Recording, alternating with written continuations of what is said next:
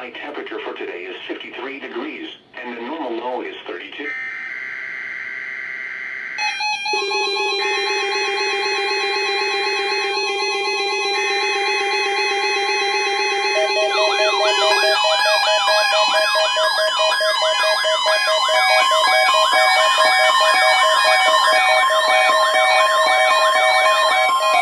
This is the National Weather Service Office in Greenville, Spartanburg.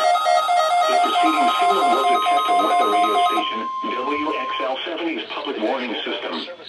During potentially dangerous weather situations, specially built receivers can be automatically activated to warn of an impending hazard. Test of the signal and receiver's performance are normally conducted between 11 a.m. and noon each Wednesday. If there had been a threat of severe weather, the test would have been postponed until the next available good weather day. Reception of this broadcast and the warning alarm will vary at any given location. This variability, normally more noticeable at greater distances from the transmitter, can occur even though you are using a good quality receiver in good working order. The warning alarm will be activated for hazardous watches and warnings.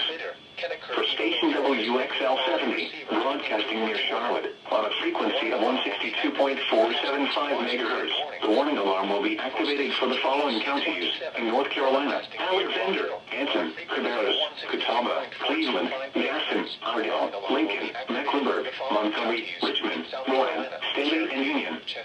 In South Carolina, Cherokee, and York. This concludes the NOAA Weather Radio All Hazards Torn Alert Test. This concludes the NOAA Weather Radio All Hazards Torn Alert Test.